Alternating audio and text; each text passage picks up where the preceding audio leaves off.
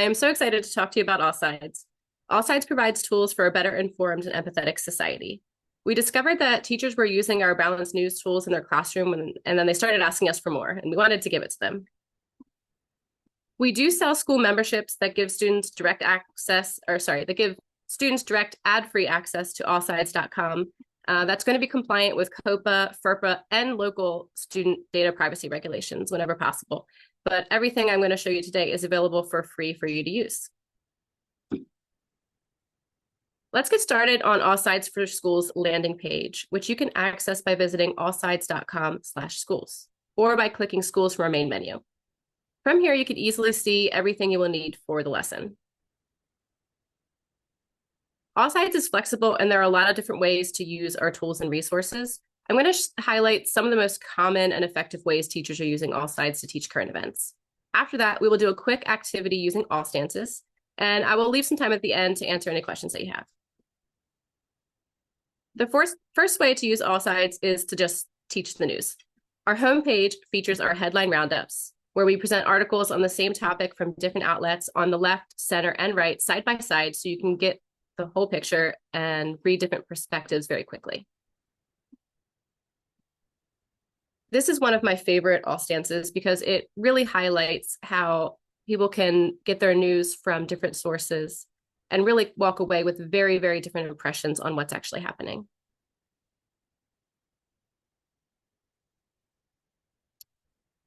You will notice that we vary the order of our headline roundups. Sometimes news from the left will appear first, sometimes from the center outlet, and sometimes from the right. We know this can be a little bit more difficult to process, but this is designed to help break up our predictive thought patterns that impact how we interpret new information. We do these things to disrupt the filter bubbles that are created by many social media companies and search engines, where people are only exposed to ideas that confirm their existing beliefs.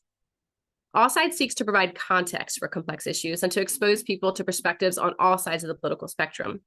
As an educator, this empowers you to teach your students how to think without exposing your own bias and helps protect you from becoming collateral damage due to this toxic polarization. One of the questions that was submitted ahead of time was regarding, or one of the concerns an educator expressed regarding teaching current events is that they felt like they have to be an expert on everything. And that's really where AllSides can help. Because we are a context engine, we put things in context so you can get a wide variety of information and a wide variety of perspectives in one place without having to spend a lot of time doing lateral reading in different locations. If you're looking for a more complete and comprehensive way to teach current events, try our classroom flow. I've gone back to allsides.com/schools to check this out. We put this together with our teacher advisory board consisting of teachers who are actively using AllSides in their classrooms all across the country. And this is designed to make it easier for teachers to implement all of our tools and lessons. Our advisory board strongly recommends starting out with the relationships first lesson plan. Before they try to discuss complex and sometimes triggering topics in the classroom, it's really critical to introduce strategies for engaging and effective and impactful conversations. I'm sure you're all deeply aware, some students are entering your classrooms having never heard a thoughtful discussion. I was one of those students for sure, and having a model for success really goes a long way. Let me walk you through this lesson plan. Here's the lesson overview. From this page, you can see the complete lesson plan. You can print or save the PDF from the button at the top, and you can access all the tools needed for the lesson on the right-hand side. After a brief 1-minute introduction, students will read through the conversation agreement together. These are 5 simple but powerful guidelines that help students navigate the conversation. Next, break students into groups of 5 for the conversation. In round 1, students will take about 5 minutes getting to know each other with questions about friends, family, and community. In round 2, students will take about 15 minutes answering questions to explore more deeply their experiences with listening and being heard. And the final round takes about another 15 minutes, and students will take some time to reflect on the conversation they just had. These lessons help students reflect on their experiences with past conversations, as well as develop an idea for how they really want future conversations to go. And this is really critical for students who have not had the privilege of experiencing healthy dialogue.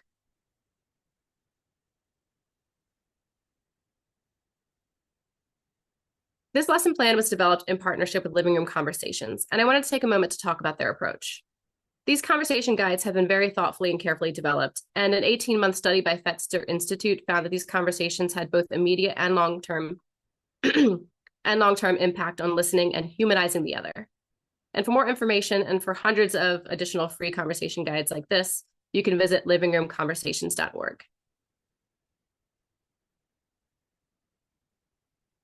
Let's go back to allsides.com/schools to check out the rest of the classroom flow.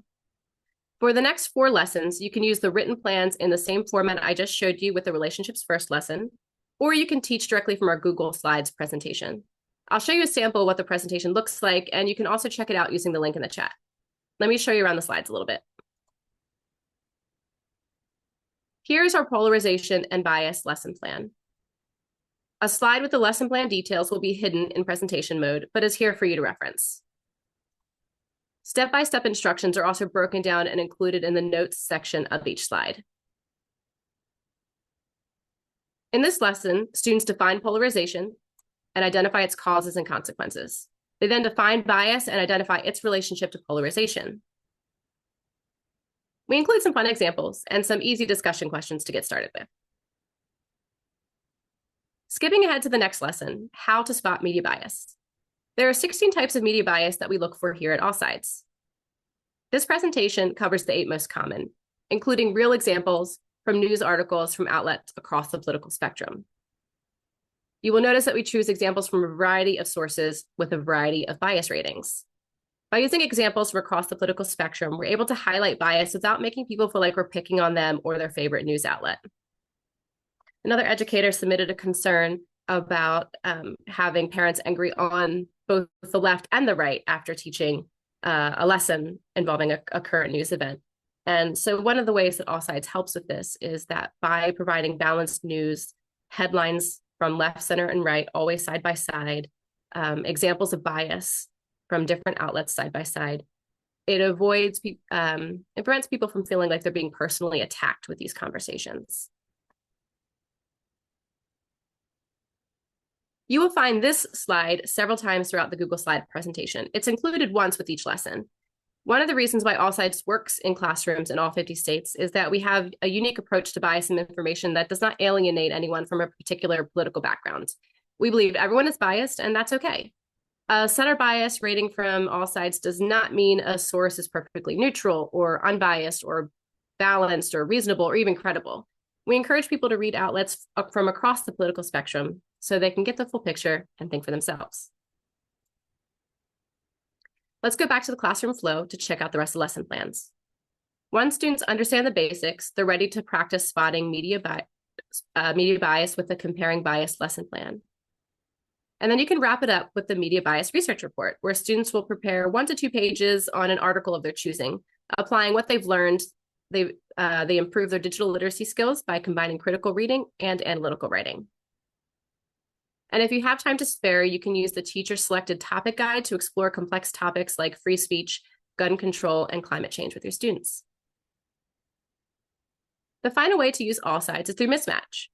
Mismatch connects classrooms across the country for a virtual dialogue between students that are the political, racial, geographic, and socioeconomic opposite of another. Dialogue is essential for a healthy democratic society, and with Mismatch, students develop these essential skills. If you're interested in learning more about Mismatch, please join us for the webinar scheduled for January 20th. You can register using the link in the chat. Next, I'd like to show you some of our tools and how to use them. Again, you can view all of these at allsides.com/schools. I want to start with the AllSides media bias chart, which hopefully you have all seen, and provide some details on how we came up with this chart. All the details I'm going to show you and much more can be found on the particular news sources page, which you can find by clicking on the outlet's logo on our media bias chart. There will be a link in the chat for you to interact with the media bias chart while I go over some of these details. We rate outlets using a few different methods. One is an editorial review conducted by our multi-partisan reviewers who look for indicators of bias, discuss their findings, and issue a bias rating. When joining the AllSides team, we're all asked to take a slate of 4 political quizzes to assess our bias and determine our bias rating. And for transparency, we share the bias rating of all team members at allsides.com/our-team. We think it's really important to reflect the average judgment of readers, not just a panel of insiders. So our media bias ratings include results from blind bias surveys, where people across the political spectrum read headlines and articles from different sources and assign a rating without knowing which outlet they are reading. We do this by removing all of the branding and identifying information from the news reports, so respondents are not influenced by preconceived notions of the outlet's bias. If you're interested in seeing this in action, you can sign up to participate at allsides.com/blind-bias-survey, and that link will be in the chat. Next, I want to talk about fact-checking and misinformation, which we do a little bit differently than others. We believe it's dangerous for a news organization to position themselves as arbiters of truth. In most cases of misinformation, there is a kernel of truth. And AllSides provides that information in context with a breadth of perspectives, and we let you decide for yourselves. We do rate fact checkers for bias. A fact checker can be correct, but biased in a number of ways, like the people they choose to fact check or the topics they choose to emphasize. For information on widely spread examples of misinformation, look for our Misinformation Watch blogs. In these blogs, we summarize the disputed claim. We include any new developments. We outline what experts, organization, and different groups are saying. And then we explore whether this claim can be proven true or false. AllSides articles and blogs are always reviewed by team members on the left, center, and right of the political spectrum. And we will share who wrote that article at the bottom of each one, so you can see who contributed. Our Rate Your Bias quiz is a simple, fast quiz students can take as a starting point to analyze their own political bias. As a side note, this is where COPA FERPA compliant school memberships are really important. With our membership, students remain anonymous since we do not collect any personal identifiable data from students. You can try this quiz yourself at allsides.com/mediabias/rateyourbias, and that link will be in the chat as well. Our red-blue translator is a guide for communicating across political divides. Different words are used by people of different backgrounds, and sometimes the same word can be used very differently. Here's an example of using the word woke, which is a great example of how liberals, leftists, conservatives, and others all use this word to mean something a little bit different.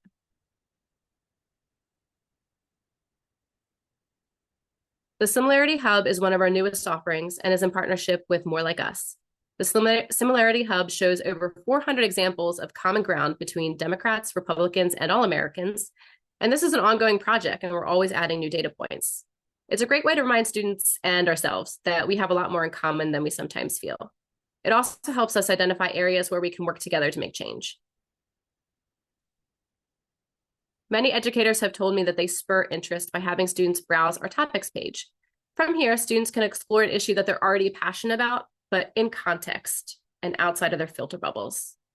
No surprise, the 2024 election was our most popular topic this year, and students were able to see news coverage from across the political spectrum. They were able to see voter guides that included third-party candidates.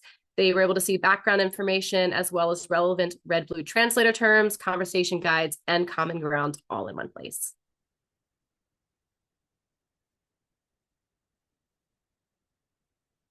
I want to leave you with an activity that you can do with your class using my favorite tool, AllStances. We're going to modify it a little bit. But as I go through this exercise, please think about two questions. What do you think your experience would be if you tried this exercise in your favorite classroom today? And what do you think your experience would be if you tried this exercise in your most challenging classroom? AllStances guides teachers and students through complex modern issues with curiosity. Multiple perspectives are presented through the lens of the view holder and enable students to easily analyze multiple perspectives. AllStances is not a pro-con list. It's not a legislative or historical summary. It's not a collection of data, studies, or research. It's not a dictionary. It's not a debate, and it's definitely not the truth. AllStances doesn't tell you what to think. They get you in the habit of exploring multiple perspectives, including some that might not be covered as much in the mainstream media. And AllStances will include a summary of the issue, succinct background definitions, links to our red-blue translator, and links to topics and issues page where students can explore the issues in more detail. Let's discuss this one together. Should there be is cancel culture a problem? And should there be social consequences for some views? And if so, which ones? Please share in the chat, and since you're educators, I feel like I can challenge you a little bit to present a view that is not your current perspective. What are some perspectives on cancel culture that you have heard from students, parents, colleagues, or members of your community?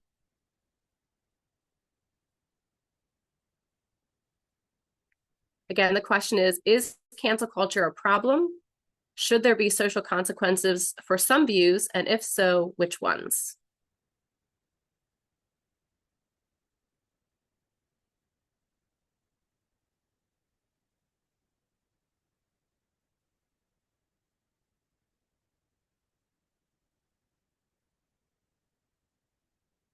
I can get you started with the most common one that I hear, and that's cancel culture doesn't exist.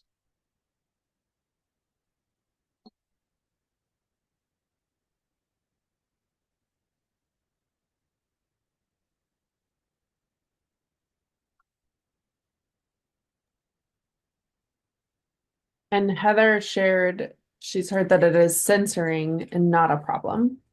And Rachel said it is a problem because it stifles and limits free speech. However, language can be harmful and damaging, and at times people should be called out.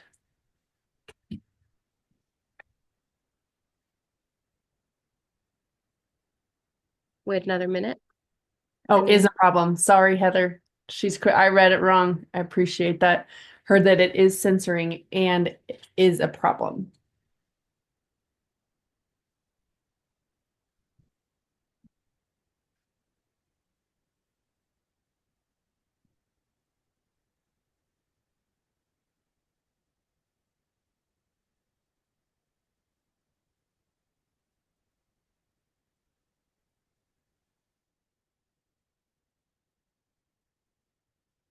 For the purposes of our exercise today, we're going to use the 4 that AllSides has already come up with, some of which were mentioned today.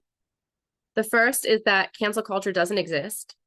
The second is that cancel culture has gone too far and should end. The third is that certain views should warrant cancellation. And the final one that we have on our website is certain views should warrant cancellation, but not those currently being canceled. I'd like to run a quick poll to see where everyone currently stands on the issue. I'm going to send out a quick poll, and please vote for the stance that most closely represents how you currently feel about cancel culture.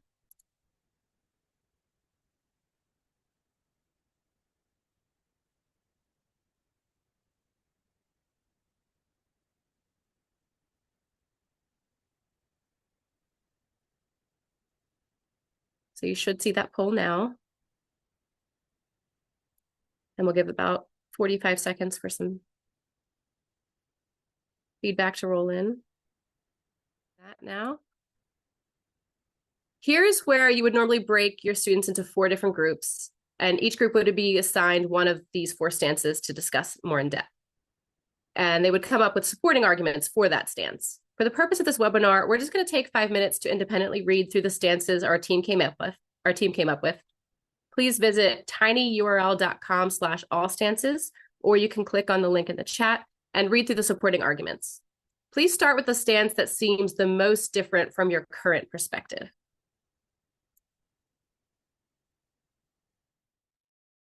Okay. Let's all come back together now.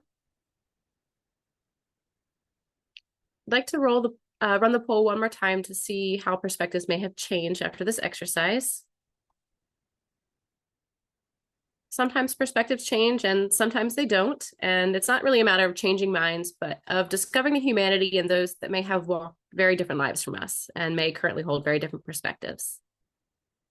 I'd like to share a simple worksheet you can print and use if you want to do this exercise with your class. The worksheet is not necessary to do the exercise, but hopefully it's helpful. Thank you so much for participating in the All Stances exercises with me. It's my favorite tool that we have.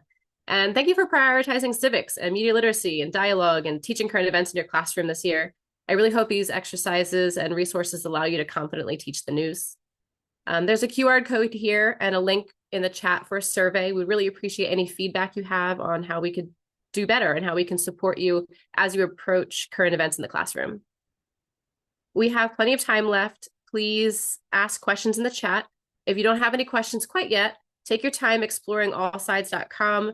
I'm going to wait around for a bit and I can answer any questions that you have as you dig deeper. Thank you so much for coming.